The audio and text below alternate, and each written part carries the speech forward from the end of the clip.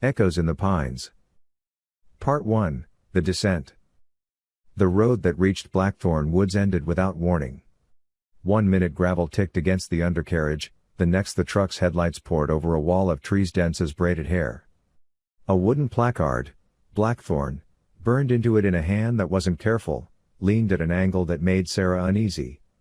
Things that leaned like that had been leaning for a long time. "Pretty," Chloe said, slipping her phone from her pocket for a quick shot, then remembering there was no service this deep. She traded phone for the old Nikon that hung from Mark's neck. "Take one with me in it." Mark framed her against the trees. Through the viewfinder the woods went deeper than the clearing allowed. He adjusted the focus, then frowned. In the glass, the gap between two pines pulsed like a throat. He blinked and it was only trees again. He took the photo anyway.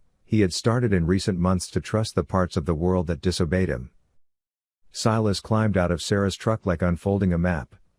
His limbs were too long, his coat too thin.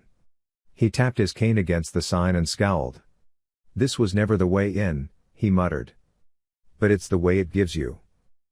Sarah checked the GPS mounted to the dash, it spun a white wheel, thinking, then declared they were in the ocean. "Batteries," she said, a reflex. "We got plenty?" She carried a calm the others mistook for optimism. In truth it was a calm she put on like a jacket, enough pockets to hold fear, doubt, and the memory she never let surface for more than a breath, the last time she had led a group into woods that wouldn't return them all. They were here for different reasons they had told each other, and more private ones they had not. Sarah needed to prove to herself that a compass could be trusted if she was holding it. Mark and Chloe had come for material, atmosphere he could trap in a frame, a place she could put a character and watch the world bruise her. Silas had come for the black mirror, which he promised to point at the woods and open like a door. "Blackthorne doesn't like to be measured," he had told them in the diner off Route 6. "It remembers anyone who tries. It has opinions." He had eaten his eggs without blinking, like keeping his eyes awake would keep the woods from dreaming him. They stepped into the tree line, all of them too aware of the crisped edge where the field failed and the woods began. The temperature dipped. The air smelled of sap and iron. The GPS drained to black in Sarah's hand, as if a thumb had pressed against its throat. "Great," Mark said lightly. "We're analog now." He raised his camera, and the shutter shook the quiet like a small bird. When he lowered it, the path they'd chosen bent a few degrees to the left. The first mistake was small, the kind you apologize for before you know you've started paying for it. Sarah led them up a rime of trail and creek that matched the topographic map, at least enough that her mouth stayed dry instead of sorry. By afternoon a drizzle stitched the treetops together and darkened bark until it swallowed light. In that gloom, the compass needle jerked like a fish. "We take a bearing off that rock," she said, tapping the map. She knew rocks like that. Glacial erratics with names carved by hands that had been punished for it. She didn't know the feeling that held her jaw closed, that the rock wouldn't be there if she looked up. Silas's boot sank deeper than the others in the mud, as if the earth knew his weight already. "These woods have a memory," he said, uninvited. "It isn't like ours." Chloe slapped mosquitoes off the back of her hand and took a photo of the creek. Twilight pushed between the needles like ash. In the display the water ran uphill in a way the eye would forgive if you didn't follow it with a finger. She didn't mention it. She didn't want to be the one to say the first impossible thing aloud. The second mistake was a flat tire on the spare wheel they'd left in the truck, discovered miles too late to matter. Sarah made a note of it in her head as if there would be a ledger at the end of this to balance. The third was the weather, rain that started in the understory and climbed into the sky in reverse. They battled brush until the brush learned their names. The whispers came near evening. At first Sarah thought it was wind lodging itself in her ear. Then it grew teeth. Left, it breathed with her mother's voice, which was impossible for two reasons, one of which was that her mother had never once, in the years she drank, told Sarah which way to go. Mark froze and turned his head so slowly it hurt. He raised the camera and shot Chloe standing beside a birch that peeled like a sunburn. Later, when he reviewed the photo at camp, there would be a second Chloe in the frame, half a step behind, her mouth a pale O of warning, her hands a little too many fingered to hold a person's shape. They camped on a hummock Sarah chose for its clear lines of sight. The woods pressed in anyway. The rain fell in a circle specifically around them. In the night, Silas sat up hard from a dream that was not a dream because it didn't end when his eyes opened. He listened to a voice that knew his first wife's slant handwriting. In the morning, a path they had trampled with their own feet had been carefully smoothed. Where their boots had pressed, something else had pressed back, an animal's track repeated in a perfect pattern from heel to toe. It was the fifth mistake, recognizing the pattern and wanting to forgive it. "Just dear," Sarah said. "It's nothing." She tried to believe her own rank. Silas wandered and was gone for exactly 7 minutes that felt like a season. They found him beyond a blowdown, staring at a ring of fungi the size of dinner plates, their gills black as rot but dusted with a glitter like ground glass. "I have been here," he murmured. "And not like this." When they returned to their camp, their tent doors hung open like mouths. Part 2, Fracturing Reality. By the third day the Whispers had an education. They sifted each person for a seam and worked at it. For Sarah they used the low voice of a ranger she had failed to bring home. For Mark, the click of a shutter with someone else's finger on it. For Chloe, her own voice, just wrong enough that the words tasted like wires. Chloe's photos turned untrustworthy. Lines buckled, vanishing points cheated. She photographed Silas as he told them about the black mirror, and when she zoomed in on the image later she could see something in the dark between his teeth, like a reflection, like another mouth opening inside the one he used for our language. "What is it, exactly?" Mark asked, not gently. He had been counting frames, trying to measure the distances between breaths. He was becoming someone who believed that if you only captured the right angle, reality would apologize. Silas rubbed at the carved bird's head on his cane. "It's not a mirror," he said. "It's a piece of a mirror. What's left of a thing that was thrown down. A shard that remembers the whole. You can wish on it, if that's the word. You can beg from it. It shows you what it thinks you asked for." Sarah laughed a single syllable and let it die alone. "And you think it's in there?" Her gesture took in the thrombosed heart of the woods, where the light never touched the ground and something like fog moved without needing air. "I know it's in there," Silas replied, and for once the fog in his eyes parted. "It calls to its own cut edges." They walked. The forest arranged and rearranged itself with the intimacy of a hand in a pocket. Trails unspooled, then snapped back into spools. Birches that should have been a straight grammar became questions. Time did what it wanted. They rested for an hour and discovered they had stolen only 9 minutes from the day. They hurried for 10 minutes and arrived with the ache of 3 hours in their legs. When they found the clearing it gave itself as if it had grown around them while they weren't looking. In the center stood a stone, slick and black, with a face like oil refusing to be still. The black mirror. It was not a mirror but it remembered the world too precisely. "Don't touch it," Sarah said without deciding to. Her voice was the voice of the last leader she'd known, the one who had told her to take a group east when the map said west, the one who had smiled and said keep your head when the river rose. Chloe, whose forearms had started to itch from the inside, raised the camera. The viewfinder filled with flashes, faces she did not know, faces she almost did. A child holding a compass in a kitchen. A woman at a hospital window. A man from behind, bent over a desk in a room that had no light source. The shutter tripped and none of those images were captured.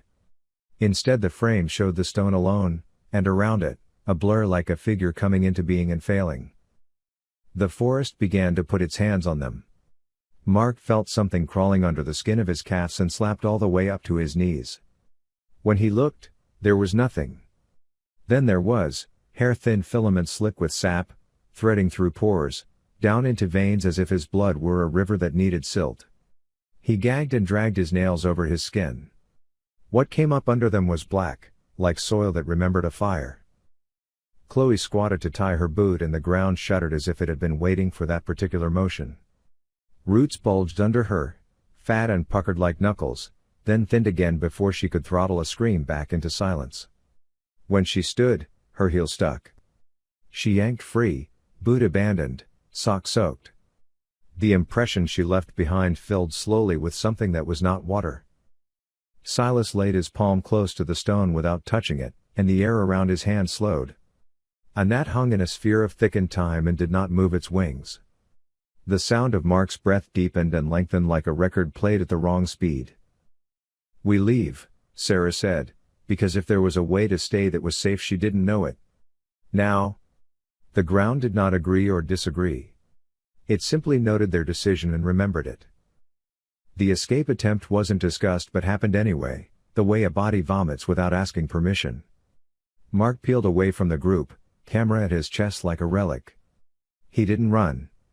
He walked with intent, as if he had been given a clear direction for the first time. He followed a thin seam of light between trunks that no one else could see. He was out of sight before any of them decided who would call his name first. "Let him go," Silas said. "It'll circle him back if that's what it wants." Chloe took one step after Mark, then another, and with the second step her foot found a patch of ground that was not ground at all but a surface stretched thin over a hollow. It broke with a sound like someone's name pronounced backward. She fell to her thigh and screamed once, an animal sound. The thing below held her leg from knowing it belonged to her. Sarah was there in a second with a branch for leverage, and Silas with both hands on Chloe's shoulders, and they heaved her up. The muck that came with her was as black as the mirror and as fine as ash. It held the shape of her calf long after she had reclaimed it. They slept that night without meaning to, sitting around a ring of stones Sarah had arranged from a need to impose sense. She woke to the sound of the camera somewhere in the trees. Click. Click. Click. It made a path for itself through her heart. She did not follow. Part 3, The Unraveling. It took the forest only a few days to teach them that time and distance were not subject to negotiation. Mark returned in the morning with a face that had learned a new language overnight. He handed Sarah 3 prints without remembering printing them. "These aren't mine," he said. In the first, their campsite was photographed from above, as if a tree had leaned down to take a portrait. In the second, Sarah stood pointing, her mouth round with urgency. She had never made that gesture in her life. She avoided the pointing that implied certainty. In the third, a blur moved behind Silas like a machine wearing fog as skin. "What did you see?" Chloe asked Mark later, when Sarah walked to the creek and Silas whittled his cane until spirals of wood lay at his feet like curled fish. "I saw it," Mark said, and his eyes did not explain which it he meant. "It kept trying to be the shape I needed it to be." Silas had his first clear hour that afternoon. He spoke without tremor, the way he must have addressed students back when people called him professor. They called it a god, then a devil, then a machine, then a test. They were wrong in each era for the same reason, they thought they were outside of it. This place eats the reasons you entered it by making them come true. If you came to lead, it gives you a map to a place that isn't. If you came to see, it makes the camera the only door. If you came to ask, it hands you a mirror that answers with hunger. "Why did you come?" Sarah asked. She knew why she had. She was tired of not forgiving herself in a language anyone else could hear. "I lost someone here," he said, and the simplicity of it cut her. "Then I lost the person who had lost someone. I kept the shell that kept the other shells." He looked at the woods with a softness that wasn't pity.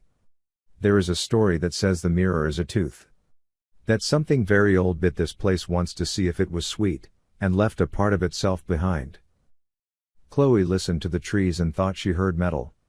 She had the sensation that somewhere nearby a crowd of machines breathed with the timing of a living chest. She scratched the inside of her elbow until she bled and felt relief, because that pain meant a border still existed. They decided to move the stone. The plan was an awful one and, like all desperate plans, had the flavor of inevitability. If they could tilt it, drag it, do anything to it, perhaps they could control what it did to them. They filled packs with cord and fashioned a sling from Sarah's emergency tarp. The forest watched. The air smelled like wet pennies. When Sarah touched the sling to the mirror, a band of cold ringed her wrist like a shackle. The world closed its eyes and opened them again and everything was in the same place but older by a minute they had not lived. A sound arrived with a delay and crashed into their ears with the force of something that had been running toward them since the day they were born. The Woods answered their plan by taking one of them. It chose Sarah because she was the one who had said now earlier, and the place had remembered that decisiveness for later use. She stepped, the ground shifted, and the roots that throbbed under the leaf litter flexed with a mother's gentleness that had nothing to do with love. She was on her back before she knew how she'd been placed. She had the ridiculous thought that a hand would reach down and offer her up. Something put its weight on her chest with the delicacy of an animal testing the top of water. Her mouth filled with a hum. It wasn't words, not in any of the languages she had learned to trust in emergencies. It was a low mechanical chord made by wind over 1,000 mouths, pine needles, broken bottles, the hollows of dead branches, the throats of birds that had never finished forming. She saw things. Not like visions but like the way a field guide shows you 20 species and then asks you to find the one you saw when you were a child. Rooms she had never been in, filled with equipment she had touched in dreams. Snow in August. A hospital hallway where a forest grew from a ceiling tile and nobody noticed. A river that bent around an absence. Her failure in another wilderness, but told backward, so that the last moment was the first, and the worst thing never happened because it was always about to. Then it let her go. She sat up, a net of fine roots smeared across her cheek like lace.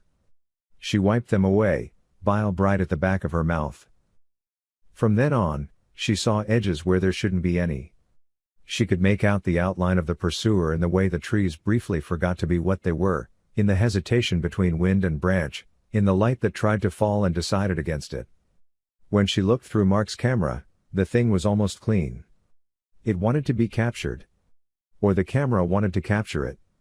Or the Woods wanted to be seen in this particular kind of glass. The mirror woke in their presence the way a dog lifts its head when the door opens. It thickened air. It slowed insects. It taught rain to fall around it in a halo like barbed wire.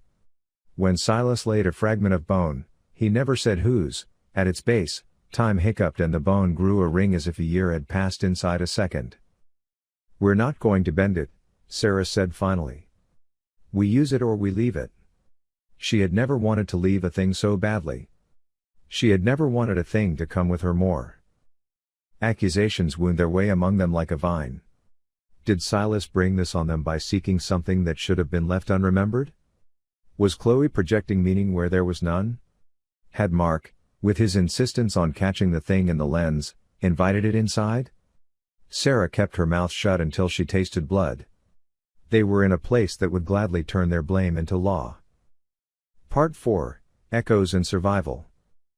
What they thought was rescue began as a sound, engines layered with static, voices shouting their names from a distance that could only be measured in hope. It came from the west, then from everywhere. Faint orange pulse like the promise of a road flaring alive with hazard lights. "Hey!" Chloe screamed, and hated how quickly her voice chose to believe. "Hold," Sarah said, but her hand floated half an inch toward that flicker, like iron remembering a magnet. The Woods anticipated. Fog orchestrated itself into panels. The trees arranged in a way that created corridors and then collapsed them, like a labyrinth that had read all the books about how to be solved. Compass needles jittered. A fine silt began to fall, pollen, ash, ground mirror. They made a plan as if plans were still currency.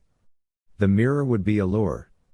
They would set it on the hummock, lash the sling tightly enough to make it sing in small squeals when it shifted, and they would stand in the clearing's ring of good sense and wait for the thing that had haunted their periphery to show itself in a shape they could throw a rope around. It came, if that is the word for what happens when pressure changes in your skull and you taste electricity.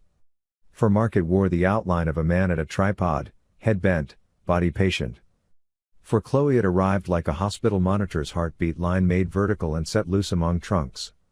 For Sarah it was an absence that moved, a cutting out of a piece of the world which still insisted on casting a shadow. "Stay behind me," she said, and meant nothing by behind that would work in the place they were. Silas stepped forward first.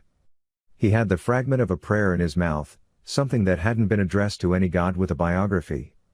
He lifted his cane, and for a moment he was the man who had been loved. "Take me," he said, but not like a martyr. Like a man who understood exchange rates in a country with no currency. The woods liked the shape of the sentence. It considered him. Chloe gasped, not because of the figure but because her skin unstitched from the inside like a dress, and she felt hands that were not hands slide against her ribs, searching for a door. She shut her teeth on a scream and watched as Mark shot frame after frame at nothing. "Look," he told the air. "I'm showing you." Lightning without light licked the mirror. The sling smoked where it touched. The stone shone like a star buried in oil. In its face Sarah saw a dozen outcomes, none with the dignity of victory. In one they burned the forest and it grew in their lungs. In another they knelt and asked to be made into trees. In another, something granted them a route back out and took the memory of it as a toll. "Put it down," Sarah said to the plan and to the past. "Put everything down." They did not fight the entity. They let it pass through them. That is to say, it had already been inside them since the first step, and now it gathered what it had sown. It forced them to look at the small rooms where their worst things were kept, Sarah holding the compass wrong and pretending, Chloe opening the notebook and finding only a mirror, Mark, behind glass, realizing that every frame he had ever taken bent the world to his fear and called it art. Silas saw a day in winter with a young man he had loved walking ahead of him and not turning when he called his name. The clearing came like grace. One moment pine and stone and the hum of 100,000 quiet mouths, the next a break in the canopy where sunlight did not flatten but rose, warm and indifferent, making no promises. They stumbled into it with the shambling competence of the newly born. The entity hesitated. Perhaps it did not like the geometry of a circle without enough trees. Perhaps it did not need to follow beyond a certain ring of remembered earth. Or perhaps it was simply bored. They ran with the careful clumsiness of those who know that running is how you fall when the ground is waiting. The whisper of engines grew louder. The flicker of orange took on the texture of real plastic. At the timber road that could not possibly be where they were, a ranger's truck idled. The woman in the driver's seat wore the hard hat of authority and the eyes of someone who had been looking down this path longer than her own life. She took in their faces and did not ask the first question. She gestured them in, her hand steady in a world that bent. "Who called?" she asked finally, voice low, as if speaking at full volume might knock the balance off the day. "We heard you," Chloe said, and tasted the lie rim of truth as it passed. Silas looked back once. The woods were the same unhelpful green as in every summer the county had ever had. In among the trunks the light stuttered and then held. He felt a moment of clean affection for the place that had taken so much. Then he realized he was not in the truck. He was 10 feet behind it, then 30, then gone. They did not realize he was missing until the road had carved an hour between them and the sign that leaned. They turned and saw only miles. Part 5, The Aftermath. They were returned to themselves by paperwork. The hospital smelled like a promise not to die. They were given clipboards that asked them to describe the thing you cannot put on a line where a pen can reach it. A nurse with a tattoo of a willow on her wrist kept glancing at the television mounted in the corner, where the local news said search continues for missing men in Blackthornne, with a photograph of Silas from a year when he wore his hair differently. Sarah slept for the first time in a bed with corners. She woke to a print on the tray table at the foot of her bed, glossy and inexplicable.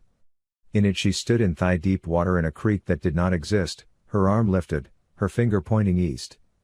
She had not taken the picture. She had not owned a camera in 5 years.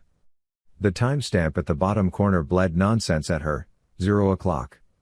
She took the photo home because throwing it away would be another kind of invitation. Chloe returned to her apartment and found the wall of her office covered in images she had not hung. They had been printed on cheap paper with a printer that had left its stripes like a fingerprint. At first they were only trees, trunks, bark, knots. Then they learned to show faces. In some, she saw herself as a child, forehead running with fever; in others, strangers who carried pieces of her walk. On her desk, the Nikon slept in its case. When she lifted it, the strap left a mark on her palm that lasted exactly 1 minute longer than a strap mark should. "I don't think we left it," she told Sarah over the phone. "I think it let us go to see what we'd do." Mark printed. It was the only thing that calmed the tremor in his hands. He woke to the sound of the printer feeding itself with paper he did not remember loading. He tore the prints apart and taped them together again, making mosaics of a story that would not concede shape. Some of the images were ones he could account for: campsite, crease of creek, Silas's weather-scoured face. Others were frames he could not explain: an empty highway at night with a smear in the lane that looked like a person mid-sentence, the corner of a room where the baseboard had been gnawed by something with no use for wood, a close-up of his own eye, capillaries festooned with something that looked like pollen. He took a photo of his printer without intent. In the print, someone stood behind him with a hand on his shoulder. The fingers were long. They were rude or wire or vein. They were tender. The whispers did not stop. They learned new disguises. Sarah heard them in weather alerts, in the way a cashier said "have a good one," in the static between radio stations. She took to walking at dawn along a strip of city park where pines had been planted in a line the year she learned what it meant to fail those who trusted you. The needles brushed her sleeves. Once, she lifted her hand without meaning to, pointing toward something that wasn't there. Chloe, who had told herself the photos were evidence and therefore power, stopped writing for a while. She kept the Nikon in the freezer and felt better until the day she opened the door and found the case ajar, frost blooming along its zipper like lichen. Silas's face began to appear in places that did not need him. In a print of a birthday party Chloe shot from across a room, there he stood beside a child he could not have met, one hand on the back of a chair, gaze turned toward something just out of frame. In a photo Mark took, accidentally, of his own reflected body in a storefront window, Silas watched from the glass behind his left shoulder. Sometimes he didn't look like himself. Sometimes he looked like a distortion wearing a man's suit and the memory of a cane. There were news reports. Another pair of hikers who had been lightly lost in Blackthornne came out with an hour missing from their watches and a photograph on their phones taken at 0 o'clock of the path behind them. A hunter sent a letter to the editor describing a clearing that was not there in summer but had been there in winter. A segment on late-night talk radio invited callers to share stories about awake woods. Sarah listened and did not call in, but she nodded along to the silence between a trucker's words. Weeks later, Sarah received a letter without a return address. Inside was a single print of the mirror reflecting a sky it had never seen. In the reflection a woman pointed east, and Sarah decided she did not know her. On a gray day with clean edges, a young couple parked at the end of the gravel road. They had read something online about a place good for atmospheric photographs, and besides, these were just trees. The woman posed by the sign because that's what you do at trailheads. The man raised the camera. The gap between two pines pulsed like a throat, then closed, then was only a gap. "Pretty," she said. He framed, focused. He thought, for a moment, that he could hear his own name whispered from very far away, from very near, from someone who had already said it. Behind him the woods leaned closer, merely to listen. The newest sound in the world was the shudder of a camera falling in love with a subject that would never stop changing. Splinters in the needles. Part 1, The Descent. Again they told their stories wrong on purpose, Sarah learned that quickly. After Blackthornne, people wanted clean edges, so she rounded hers.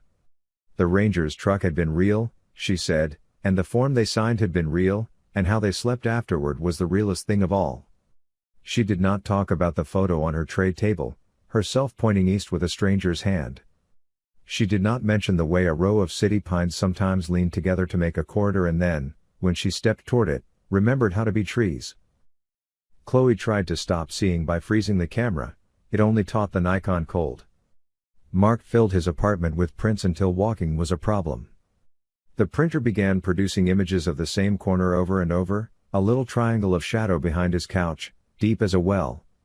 He taped them to the wall into a mosaic and the triangle darkened, as if he had made a window into a room where the lights were low but somebody was definitely home. And Silas was an unanswered sentence. The search teams called for 3 days, then the forest made the noise of a radio being turned down. His missing poster went soft on the grocery store corkboard. Students who had once called him professor posted old photos and did not tag the place where he had been lost because the place was not on any site that allowed a pin to stick. One evening, Sarah came back from her dawn walks too late to call it dawn anymore and found a package on her stoop wrapped in butcher paper. Inside, a shard of glass, black enough to drown in, not quite a triangle, edges dull like they'd been handled too often. Beneath it, a note in a cramped, schoolteacher hand. You can't take the whole mirror into town, but it will send you pieces. If it can send, maybe it can receive. S. She stared at the letter until her eyes watered from not blinking. The shard sat in her palm with a polite weight, as if it were a coin from a country that didn't spend. That night she dreamed right, not metaphor but a map. She stood at the edge of a parking lot where a supermarket surrendered to a strip of municipal pines. Between two trunks, a corridor appeared the way a secret wants to be found. She woke with the taste of sap, and the shard on her bedside table was warm the way a hand is warm after it's been holding another hand. She called Chloe. She didn't call Mark. She didn't know which would be meaner, leaving him out or letting him in. The three of them stood at the tree line like the first time, except there was asphalt at their heels instead of gravel and the whispering came in the tone of a far-off leaf blower. Mark had brought the mosaic, 12 sheets of taped prints forming a doorway of shadow. It keeps growing if I put new ones next to it, he said, and laughed like a cough. What if it's A? He didn't finish. Saying bridge out loud felt like letting a nail back into your foot. Sarah held the shard up, not so close it could take her eye, close enough that the pines reflected in it as if they were practicing being pines after a long season of being something else. In the glass, the corridor between trunks steadied. The air pushed out a slow, mechanical breath. It's not Blackthorne, Chloe said. It's a feed from it. Or a vein. Her forearms itched beneath her sleeves in a way you can't scratch because it isn't the skin that wants attention. She lifted the Nikon from the bag she had promised herself she wouldn't bring. Silas sent the shard, Sarah said. Or the shard brought itself through his hands, which is worse. She slipped it into a pouch she'd sewn inside her jacket. It clinked against her chest when she moved, like a little bell made of night.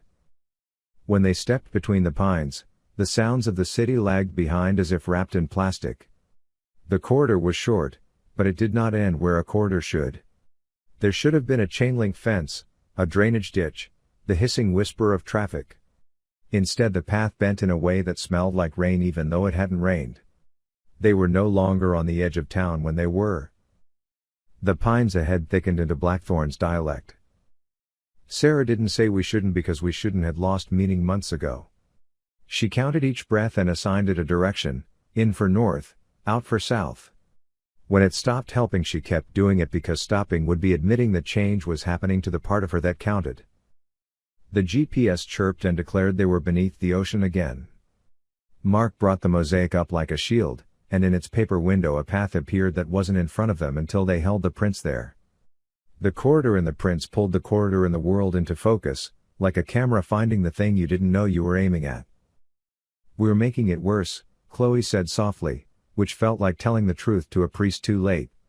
She took a photo of Mark holding the maid hallway. In the display the paper sagged, and behind the paper something moved with the patience of an animal that never had to chase to eat. They stepped through. Blackthorne accepted them as if finishing a sentence it had begun before they were born. Part 2, Fracturing Reality, from the outside and they did not go far. It was the woods that traveled. City pine needles fell like snow in summer, blackthorn needles rose like breath. A light airplane passed overhead, distant and normal, and the sound came down in shards, like pieces of a plate dropping seconds apart. Time had once again decided to have ideas. The whispers were new, less like wind pretending to talk and more like speakers mounted behind the bark. Sarah heard the dead ranger's voice say, "Hold your line," and then, after a delicious pause, "You never had one." Mark pointed the mosaic and the world obeyed in a way that made him sweat. The prints didn't show what lay ahead, they instructed it. When he lowered them, the created corridor held a moment and then blurred, like a school of fish deciding together not to be here anymore. Chloe's photos lied until one didn't. She caught, accidentally, A picture of her own hand, fingers splayed, palm inked by something like dirt. She'd scrubbed that palm clean that morning, her sink had recorded the effort with a ring of black around the drain. In the photo her hand was still dirty, even now. She turned the display, and the dirt twitched, as if filmed in a different time and spliced in. "Listen," Sarah whispered, and they did, "you always could," in Blackthornne, as if your ears had been rented out to the forest for the season. Someone was counting backwards in a child's voice, the numbers wrong and getting wronger. 4, 1, 11, 1, 3, 1. The count rolled around them like a jump rope they might have been dared to leap. "Silas?" Mark asked the air. It was the first time anybody said the name in here, and the place took it the way a dog takes a thrown stick, delighted to play a game it had invented and would not allow to end. They found a mark on a birch, a notch cut with a blade and then burned to keep it visible. An S, though it might have been a snake. Beneath it, scratched into the skin with a nail or a stubborn key, "Don't follow me." "That's not a warning," Sarah said. "It's a trick. Or a kindness. Or both." She touched the S and the bark gave a little, like bread left too long in rain. The forest began to put itself on them again. It started smaller this time because it had learned their thresholds. Filaments licked under Mark's sleeves and braided hair fine beneath his skin, mapping veins like a cartographer with too much time. He pushed a thumbnail under one filigree strand and lifted it away from his forearm. It clung, elastic, and snapped back with a soft thump that made him almost sick. Chloe's foot found a patch of ground that pretended to be ground and wasn't. She pulled out faster, smarter, and the muck that came with her wrote a dark shape on the leaves, not a footprint exactly, more like a diagram of where a foot should go if a person wanted to keep their body.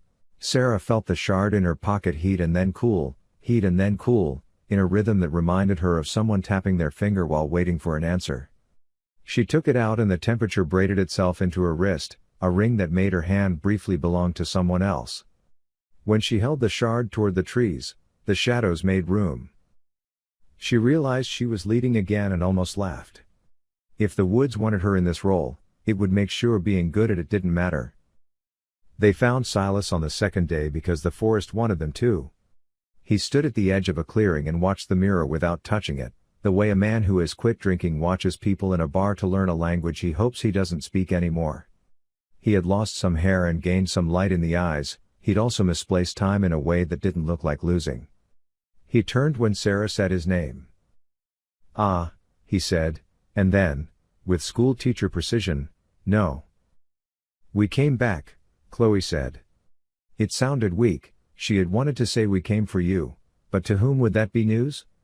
The forest already kept ledger. Silas smiled like a man watching a train approach he'd been told would never come. "You brought a piece," he said, nodding at Sarah's jacket. "Smart the first time, stupid now." He tapped his cane against the ground and the sound lagged by half a second, as if the earth had to think about permission. "Once you bring it out, it can find its way in through anything reflective. Windows, puddles, eyes." "We need to leave," Sarah said. She didn't mean the woods, she meant the sentence, the idea that had gotten them to the edge of two pines in town. "We break it." She pulled the shard out like removing a splinter you've had so long your body started calling it bone. Silas flinched. The forest flinched. The mirror in the clearing made a sound like a note sung by a throat that was also a cave. "Don't," he said. "It will only make more." "What is it?" Mark demanded. He had been polite to his obsession, and it had not returned the favor. "We keep trying to define it with nouns and it keeps coming back as verb." "It's not the forest," Silas said. "It's the way memory behaves when it knows it's being watched." Chloe snapped a photo of him because sometimes the body makes its own rules. In the image his eyes were full of static. If she zoomed in, she could see 100 tiny herons standing perfectly still in a black marsh. When she looked up, Silas was just a man again, and the herons were something she had briefly invented to comfort herself.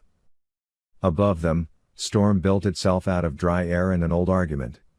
The mirror took on a low shine as if oil had been persuaded to hold a little light. Mark raised the mosaic, The paper wavered and then steadied as the corridor in the print became the corridor in the world. He stepped forward, and the prints tugged like a tide. "Come on," he said. "This gets us out." Silas shook his head. "That makes us into the thing that wants out." Part 3, The Unraveling.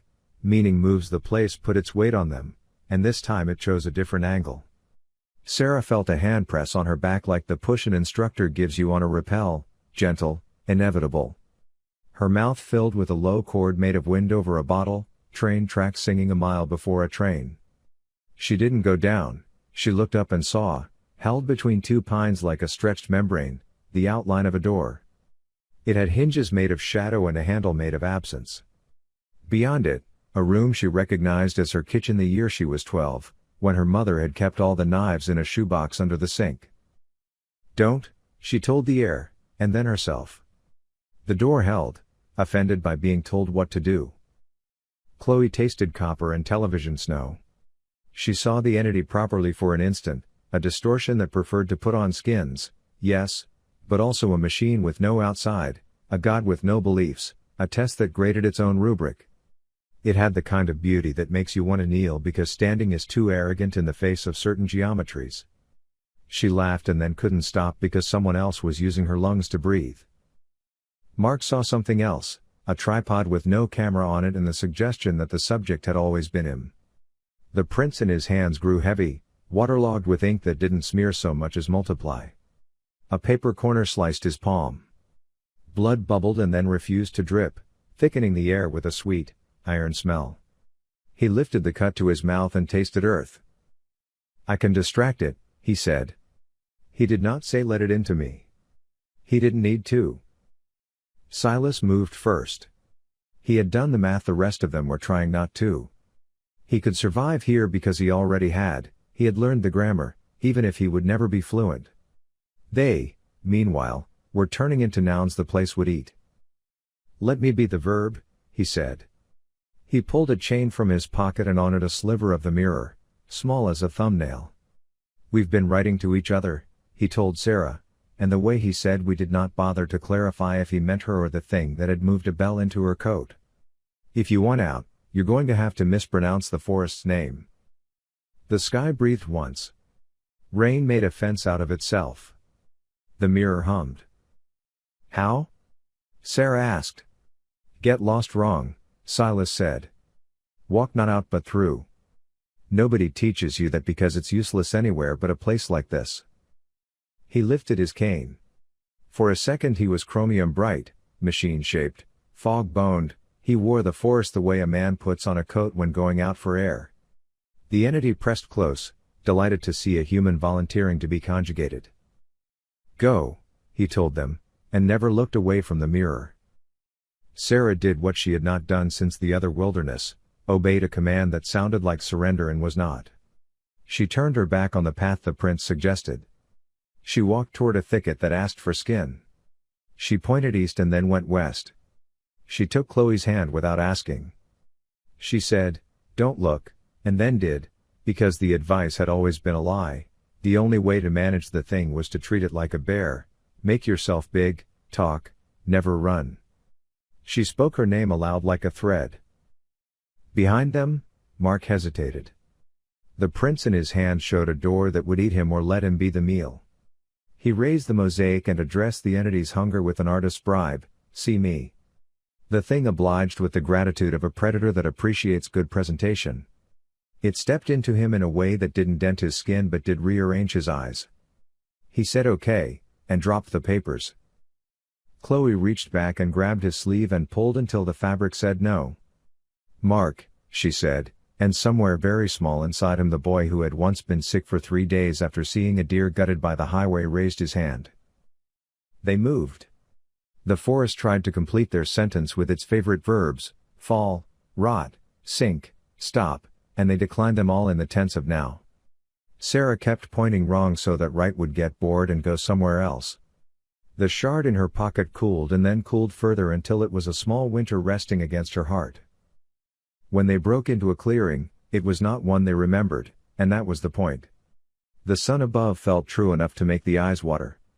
A sound came from outside like a truck, but no language wrote it. Sarah tasted the city, the bitter metal tang of traffic and fried food and possibility. She stepped forward in the air thin to the right kind. "Don't look back," she said, and then did.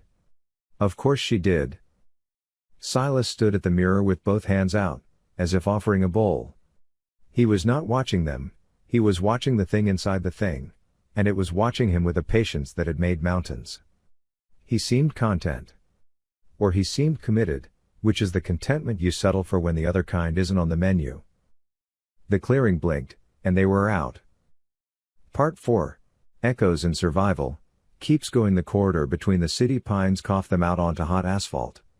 A boy on a skateboard rolled past them and did not see three people materialize from a seam in the air because the seam had the good manners to close when he was looking. Somewhere a dog insisted on living. "Are we?" Chloe started. "We're somewhere," Sarah said. She had mud on her calves the color of a photograph. She wanted to sit on the curb and educate her lungs about breathing where the oxygen did not correct your grammar. Mark pressed his fingers into his eyes until light moved under the lids. When he lowered his hands, the corner behind his couch, a mile away, in a paper mosaic, doing its work, throbbed in his memory like a pulled tooth. He felt empty in a way that was not loss but room. They did the human things, showers, salt, sleep. They did the administrative things, a message to the ranger who'd driven them in, a visit to a hardware store to buy a box that promised to keep valuables fireproof and maybe Blackthorne-proof too. They put the shard inside, and the box on a shelf, and a stack of heavy books on the box, and then they stacked a chair on the books because it all felt performative and that was comforting. Ritual is a way to vote for the version of the world that still lets you stack chairs. It did not last. Whispers returned as efficiencies. Sarah heard them in crosswalk signals, in the noise a soda can make when it dents, in the mouth of a stranger when he asked if she wanted a bag. They had learned to be small enough to pass, then accumulate later. Mark's printer stopped. He woke to a quiet so heavy it pressed the shape of his own absence into his chest. He went to the living room and found the mosaic had grown, not in surface but density. The shadows in the corner had texture now, like tree bark underwater. He lifted the paper, and a smell came out you only get when you split wet wood. He lay down on the floor a foot from the paper and spoke Silas's name. The paper pulsed back, once, like a heartbeat. Chloe hung the new photos because not hanging them seemed disrespectful to an enemy you needed to keep in your peripheral vision. In one, she saw a reflection in a window of a man with a cane standing on a street she knew. She went there at noon and waited until 1. The cane tapped twice behind her and did not exist when she turned. That night, in a dream that bit back, Sarah met the ranger in a supermarket aisle, both of them holding boxes of pasta. "We don't evacuate it," the ranger said. "We practice." She put the pasta down and led Sarah to the freezer section. Bunny-shaped ice cream treats stared with glass eyes from a frosted window that, if Sarah tilted her head just right, turned black. "We're not done with it," Sarah said. "Or it's not done with us." Same sentence, the ranger said, and spoke the word east backward. The syllables hurt Sarah's teeth.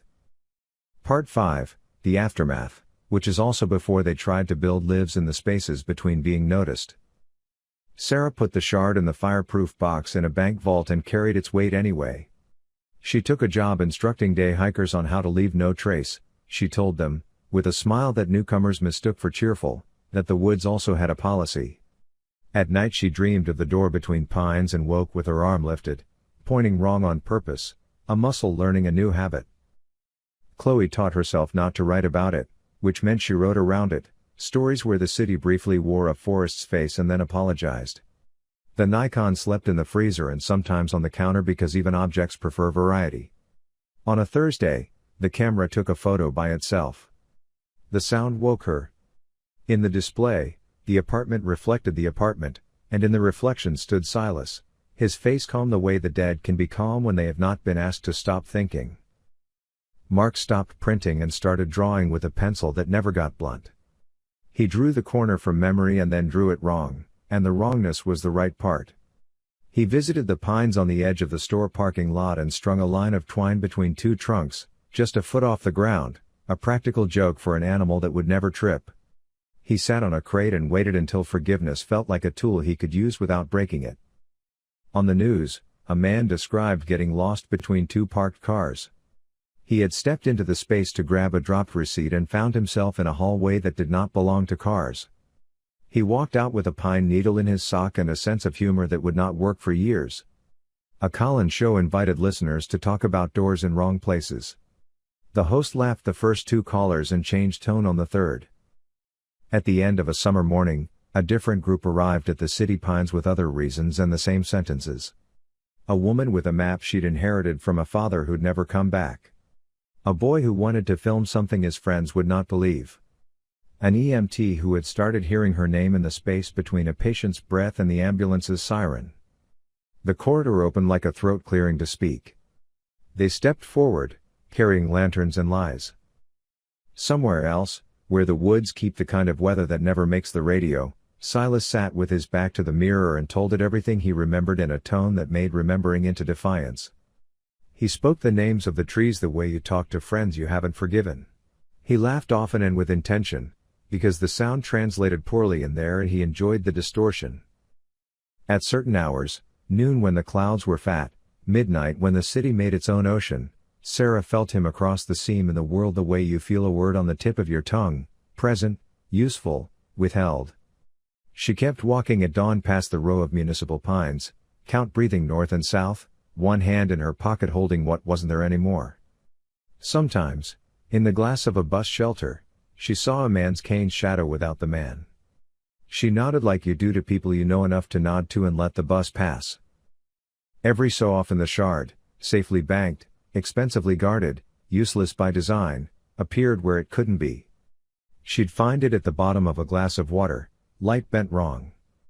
Once she saw it glimmering in the throat of a crosswalk signal as if the city had swallowed it and was making it into a law. They never agreed on what the something was, and that was good. Naming is a way to declare victory, uncertainty is a way to leave the door wedged just enough that you can get your fingers in if you need to pry it open again. When they did go back, and of course they would, we always do, it was not out of courage or guilt alone. It was because the forest kept talking, and some sentences demand an answer no matter what language they use. They would bring rope that wasn't rope, and maps that mispronounced themselves, and a mosaic of wrong corridors stitched together with breath. They would ask a man in a bar if he remembered the ranger who ate eggs without blinking. They would find a child's counting song caught in a drain and reel it out carefully, number by wrong number. And somewhere between two ordinary trunks not far from a supermarket where the grapes are always on sale, a seam would soften. The first whisper would sound like a leaf blower again. Then, once they were committed, it would learn their names all over. On a brittle evening, Mark taped a news sheet to the edge of the mosaic and watched the paper sink into the shadow as if the wall were thirsty. He lifted his phone to take a picture, then lowered it. He didn't need another frame. He stood there, bare-eyed, and let the corner breathe on him. "Okay," he said, in a voice that was his and a little borrowed. "Show me the way we get lost wrong."